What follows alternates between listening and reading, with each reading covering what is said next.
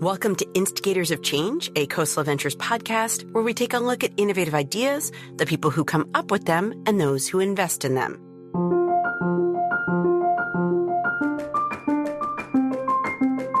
I'm Kara Miller, and today, a woman who walked away from a high-profile job and a high-profile boss to become a CEO herself and pursue a deep passion.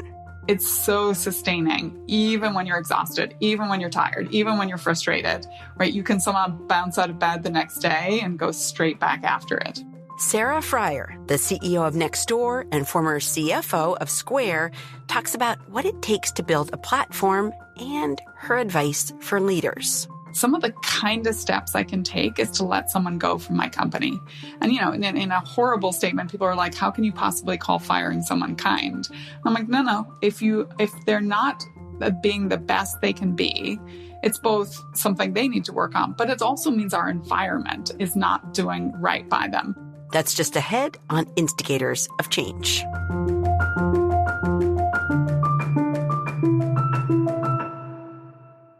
In 2018, Sarah Friar told Jack Dorsey she was leaving Square. He wasn't thrilled. He swore, and then he walked over to where she was and hugged her. Friar had been CFO of Square, now known as Block, since 2012, and had joined the company when it was really in toddlerhood. It was co-founded in 2009 by Dorsey. On the day that Friar announced she was leaving to become the CEO of Nextdoor, Square's stock price dropped about 10%. And the thing was, it was hard for her to leave Square. I really liked where I was. So I also loved the company I was coming from. And something I look for when I'm hiring is always, are people running from or are they running to? And so I actually like trying to hire people who are supremely happy and fulfilled where they are. Because if you get them, they're really coming bought in, not just with their head, but with their heart. Friar certainly came to Nextdoor totally bought in, and she believes it can be a platform that changes our culture. I think Nextdoor should be, if not one of, it should be the most important company in the world. And I say that without hubris, believe me. I say it because when I look around at the major trends in the world, take out things like climate change, but societal issues, I think so much of what's happening in the negative is being caused by this breakdown in just our human-to-human local bonds.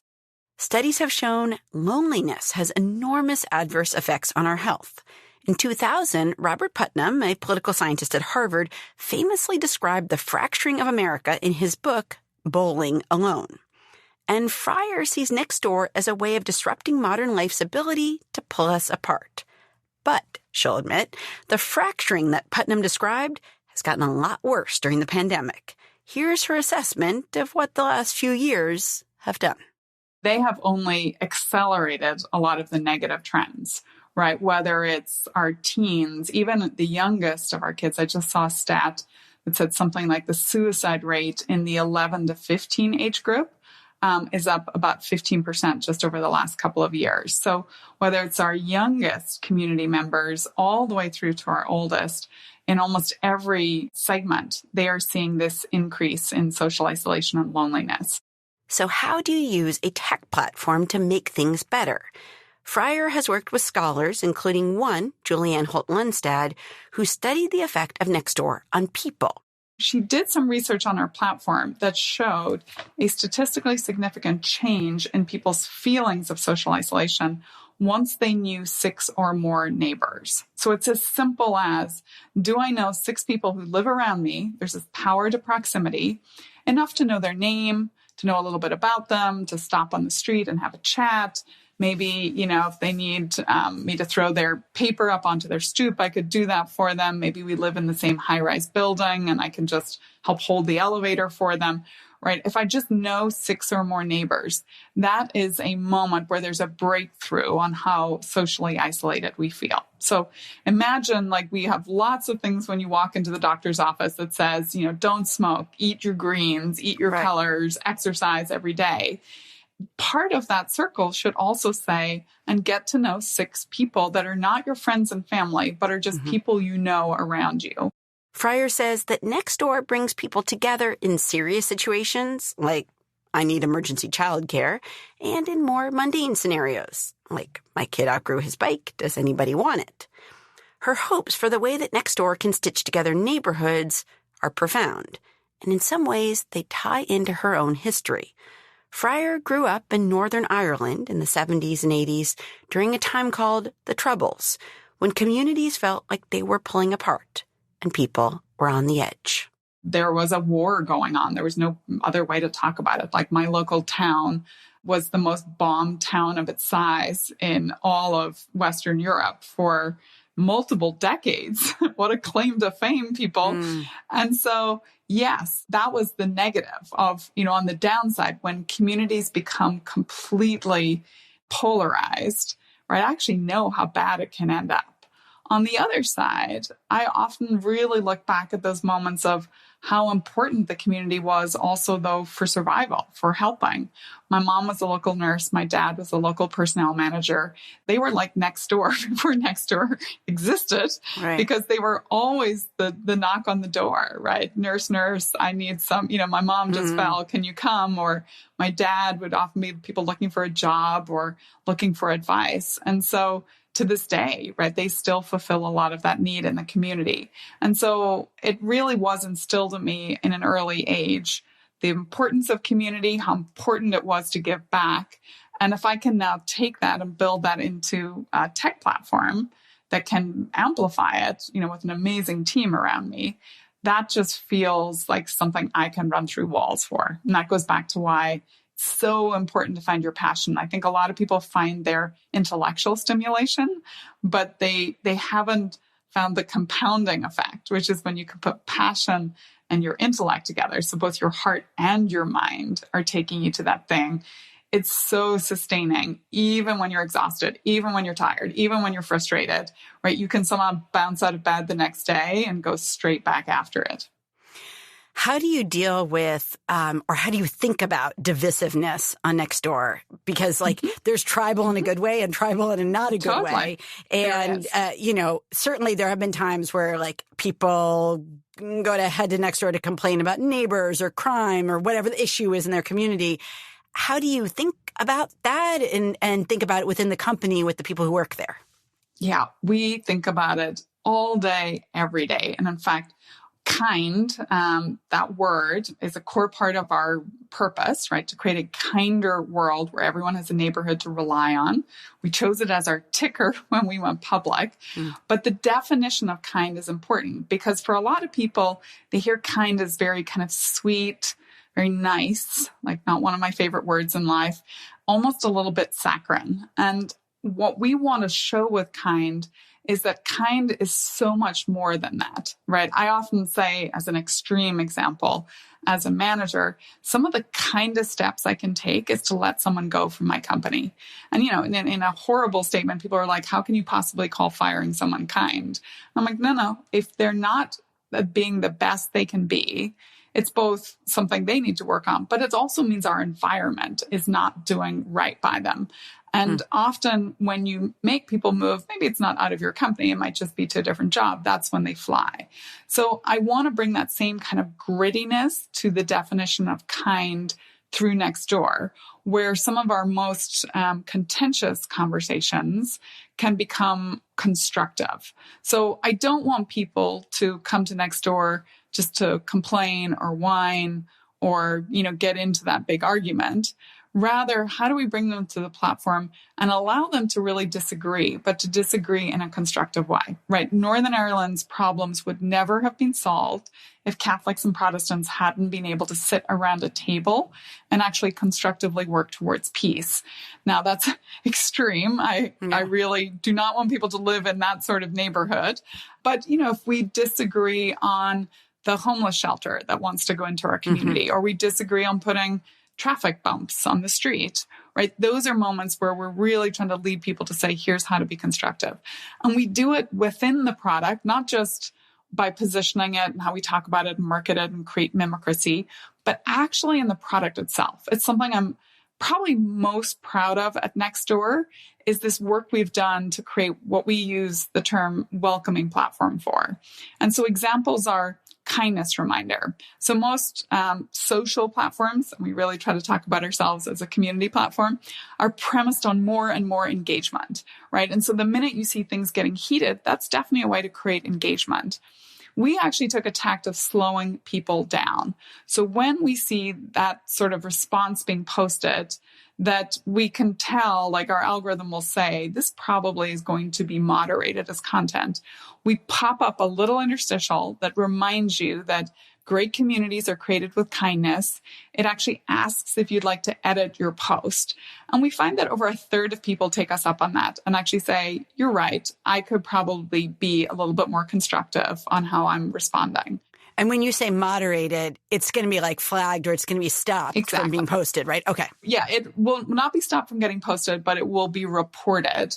Okay. And then it goes into our moderation system where we work with our community moderators. So we're kind of telling you ahead of time, hey, there's probably a better way to do this.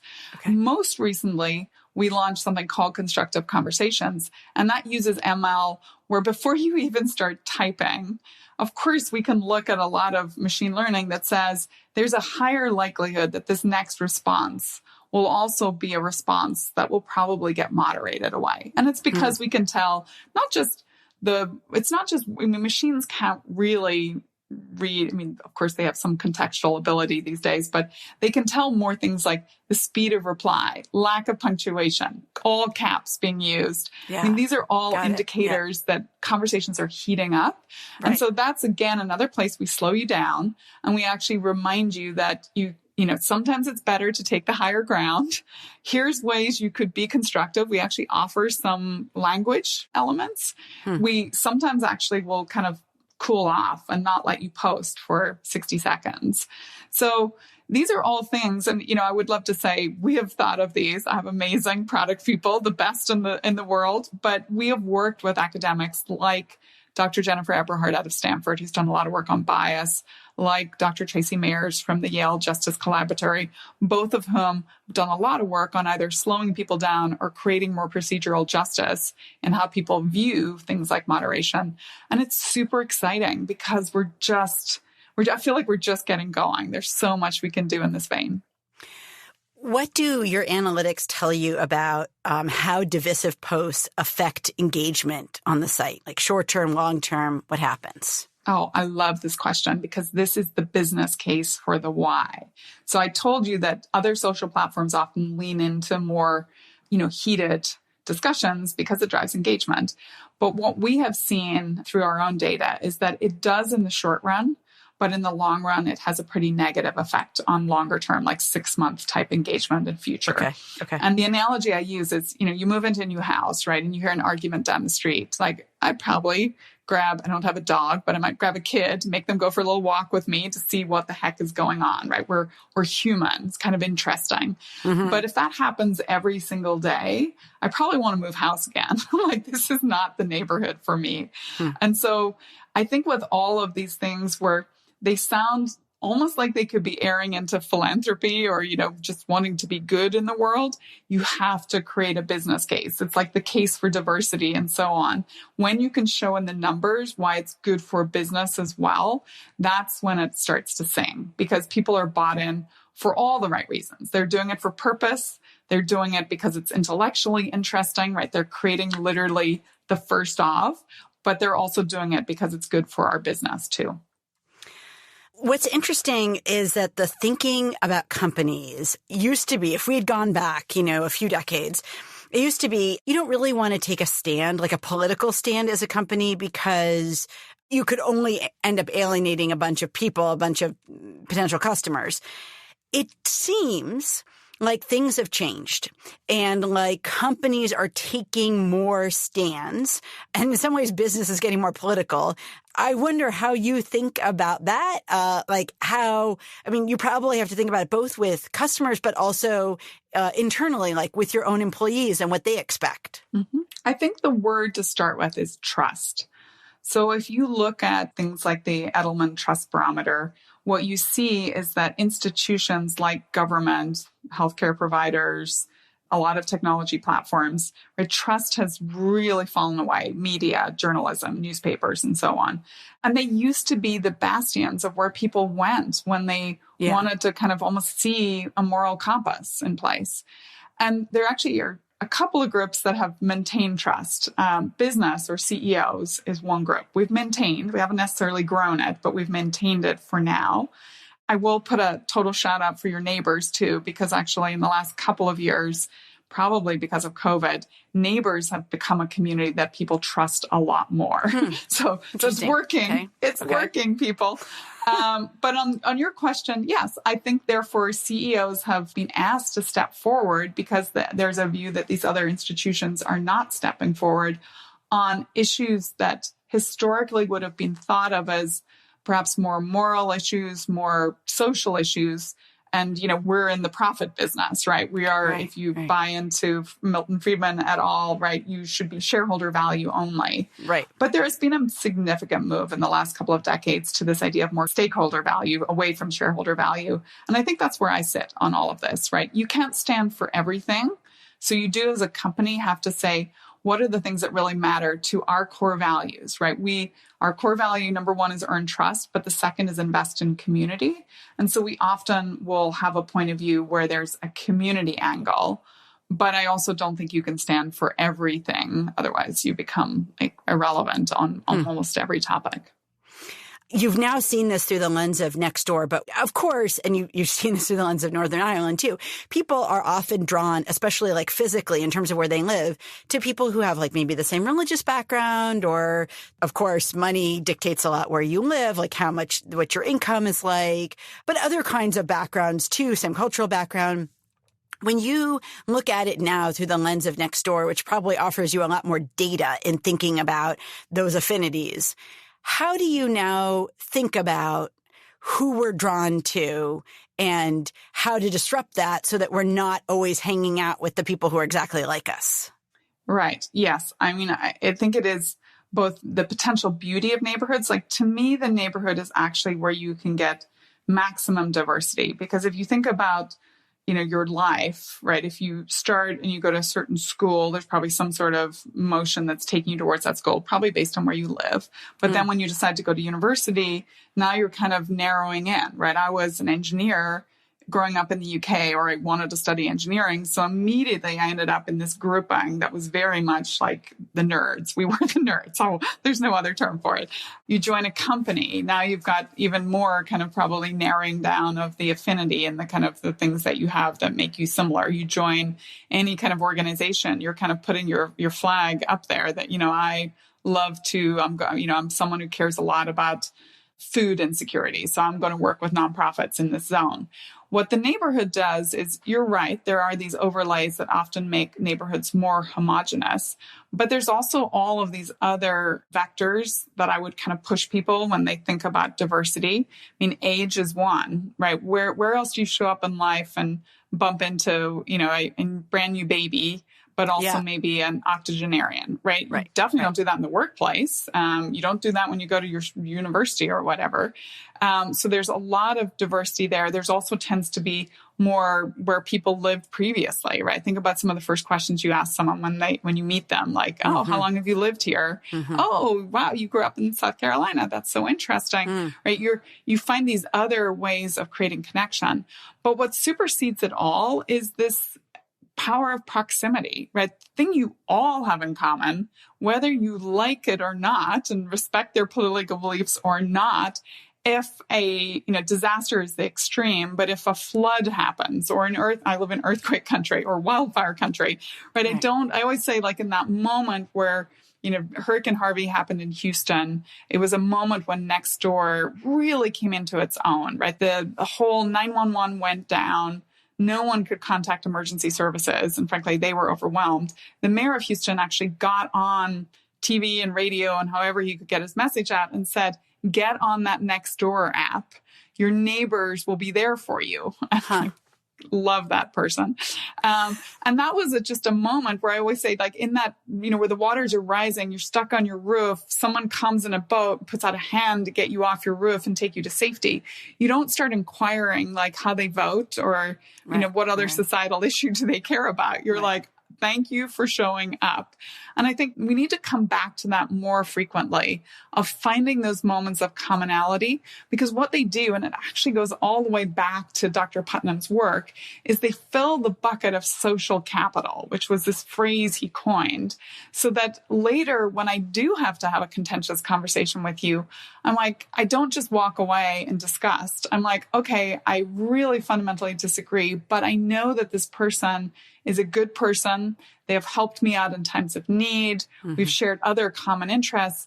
Maybe at least I can hear them and listen. They're probably not going to change my mind, but they start to give issues way more color and context and texture rather than where I fear we've gone, which is super binary thinking about everything, right? If you're not with me, you're against me. Right. It's such a mode that I think a lot of the world is acting in, I think particularly here in the US.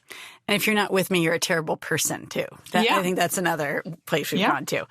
I'm going to pivot a bit. If you're a founder or in a smaller company right now, or you're an investor, it feels, of course, like a kind of uncertain market. And I know you've got a lot of experience, not just at Nextdoor, but in prior lives, in working in finance.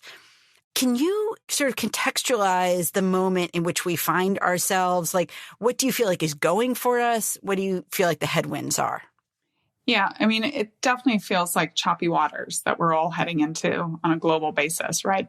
I think your question is twofold. Like, as a leader, I always come back to these two words of transparency and empathy. And I think in all leadership, they should always be front of mind. But the minute you start hitting crisis moments, transparency and empathy. If you've not been a good communicator up till then, I won't say all is lost, but try not to make your communication just start when things are really bad. I try to make sure at Nextdoor, for example, we share our board materials with the company before they go to the board. It's kind of an ultimate act of trust that you're not going to send them outside of the company, but I'm really saying, hey, I'm treating you like an owner, the ultimate owner. So that's an example. I write a weekly email to my team. It's whatever has been top of mind for me for the week, but it's a way to constantly be communicating, because I think when you start communicating in tough times, that's almost like a signal that these are tough times. Hey, you should get worried because I don't normally talk to you, and now I'm talking to you. So you don't want to start that spiral. So transparency. And then I think the second point of empathy for me, like where that comes through is really like walking in the shoes of your customers, right? Really trying to put yourself out there to spend time with them, right? In pre-COVID, I had gone around the world. Nextdoor is in 11 countries. I had visited every country. Every time I'm in a country, we do neighbor roundtables. I mean, it's not super scalable. We have, millions and millions and millions of people on Nextdoor. I'm not going to be able to meet them all. So people would say, well, why bother meeting with like 5 or 10 of them? I'm like, no, because when I go to Sydney or when I'm in Barcelona or when I go to London, there's just this different vibe you get from different sets of neighbors that really then help with like product ideation and so on. In COVID, I couldn't do that. So I actually started doing them virtually. And the first couple were frankly a little awkward. It's hard to get on a Zoom with like 5 to 10 people you've never met before and actually manage the conversation, because you'll always get someone who's super chatty and then someone else that doesn't speak. But it is, again, it's an empathetic moment, right? This is what community activists go through all the time. They have to get out there in their communities, grab people, usually because they want to make something happen. Like they want people to come together and decide we should have a children's play park, or we should create a community garden because we live in a food desert. They have to just get over all of their shyness and they have to make asks. And so just doing that consistently every month, it's like a good flossing moment. It's like something you should do. And I think generally leaders, I often find, get abstracted away from the thing that they originally got passionate about, because now they're a leader and they have to, everything's very proper. And when they show up, everything's very almost synthetic and created for them. And I think that is a very dangerous position to get into as a leader when you get very far away from your customers and frankly, when you get very far away from your employees. So turning back on the empathy gene, right? To be empathetic, you have to walk in their shoes. So those two words are the two things I would say to everyone listening. A few more questions about being a leader right now, because I think leaders are, hungry for advice. You talked about these choppy waters. They're strange waters for employment because you've got a very tight labor market still, even now, but you also see some layoffs going on. So it's like this very odd thing where like people are in short supply, but on the other hand, people are also worried about getting laid off. What kind of advice do you have for companies when you think about the question of layoffs? Because I think some leaders are starting to think along those lines.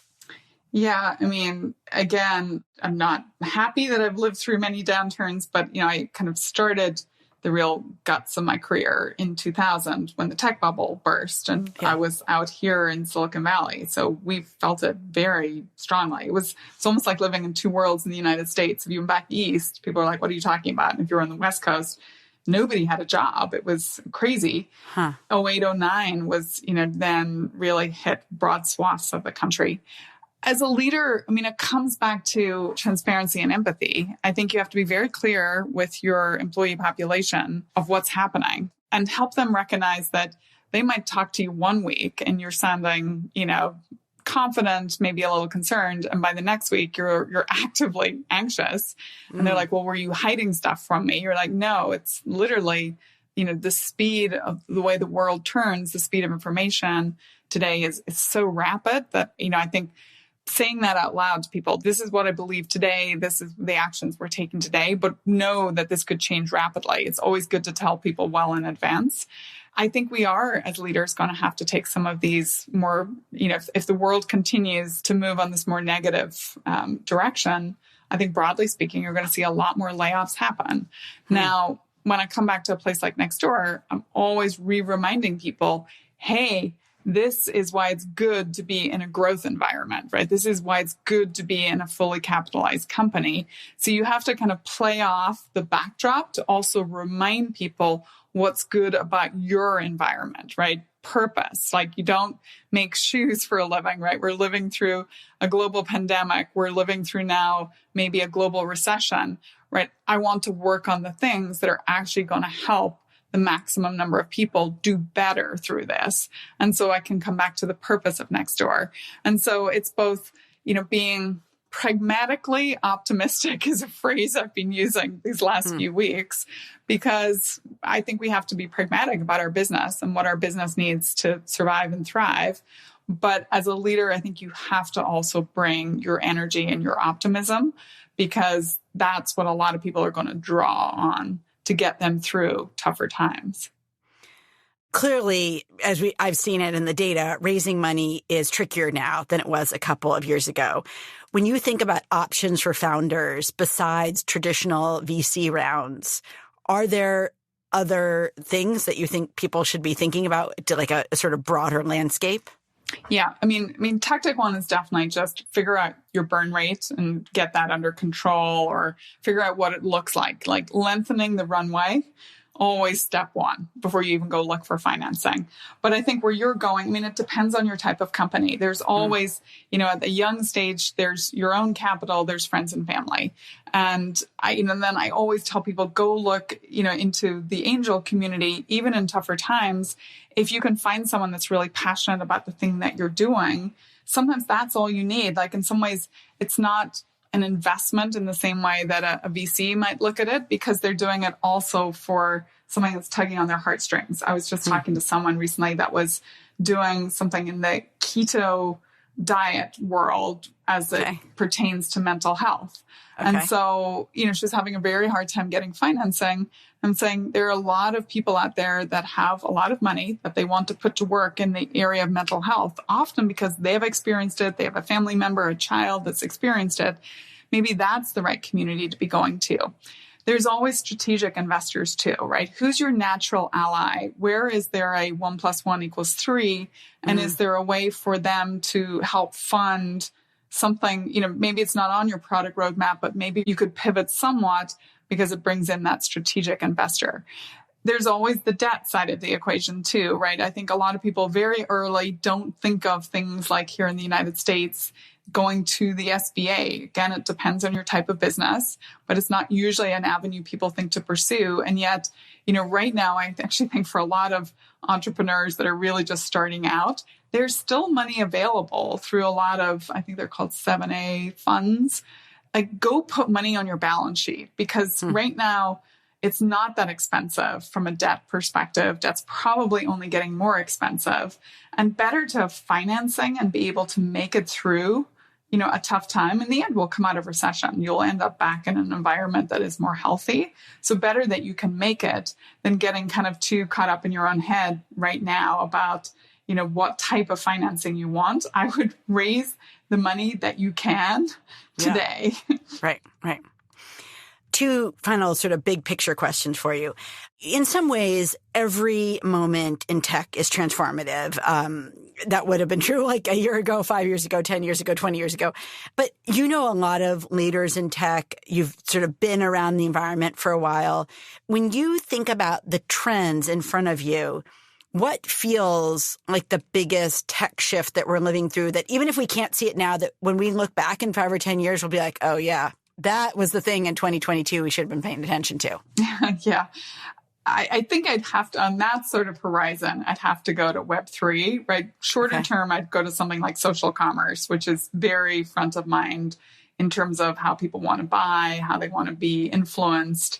Commerce is always all around us. And so people are shifting how that's happening, and it's very important for Nextdoor.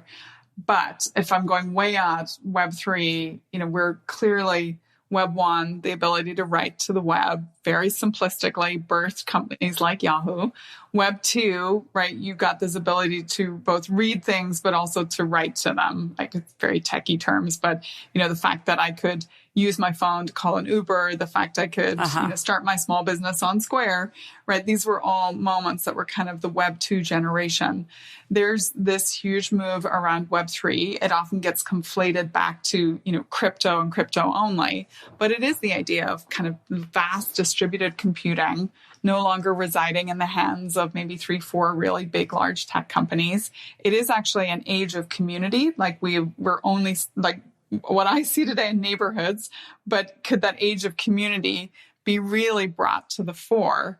I joined the board of a company called Consensus because I wanted to learn more. Consensus owns MetaMask, which is the largest permissionless wallet in the world, right? If you're a kid in South Korea playing a game and you want to buy the armor for the game that you're living within, you'll do that with ETH, and you'll probably do it through a MetaMask wallet. They also are the infrastructure to build on top of the Ethereum blockchain.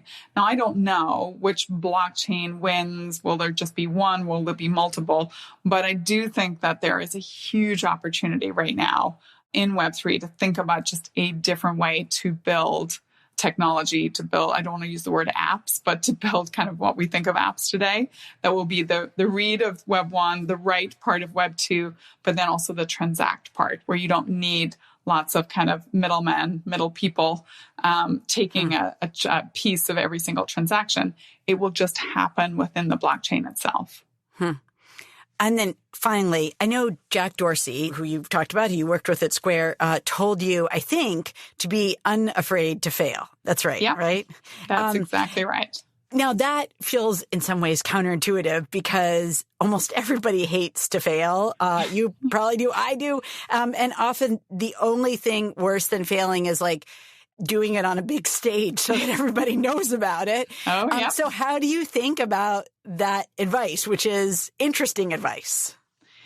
I felt it was very personal advice. I mean, it's one of those things you could throw out in the world and maybe it's, appropriate to everyone. But in that, I felt a very personal bit of advice from Jack, who, was not just my colleague at Square, but was my friend. And I think what he always saw in me, and it's something, people often ask that question, right? If you went back and talked to your 16-year-old self, like, what's the advice you would give them?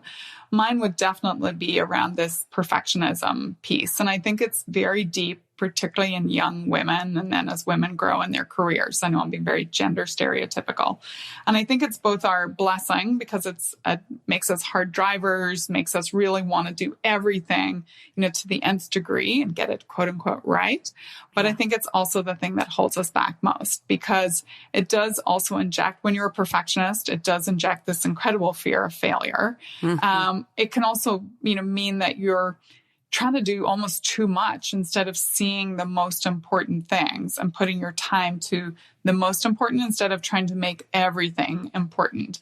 And so I felt it was personal advice that can be broad reaching too. Like Jack was definitely trying to do two things, because he also, I think I put it up on Twitter, but like he wanted it to go out in the world. But for me, it was this very personal thing of like not allowing, even making the decision to go be the CEO of Nextdoor, right? It's easy to say, well, will I be the best at that? Or can I be perfect at that? I'm really good right here, right now in this role at Square. Right. But it was kind of this tipping point of like, okay, I want to go do this because community matters. I really buy into the purpose. It's a great business model. So the best way to have impact in the world is to combine it with something that's going to throw off a lot of cash flow over time. And you can't be what you can't see. I really wanted women, particularly young women, to see more female CEOs. There's still not enough of us in the world. And so I think Jack's advice was that kind of push finally to not think through the negative, but to really kind of see the positive and unleash myself. Sarah Friar is the CEO of Nextdoor. Sarah, thank you so much for being here. Thank you. Really appreciate it.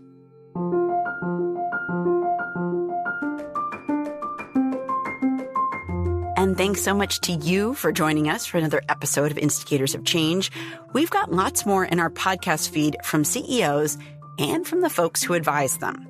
In July, we featured Ben Horowitz, co-founder of the venture capital firm Andreessen Horowitz, talking about how to create the right company culture.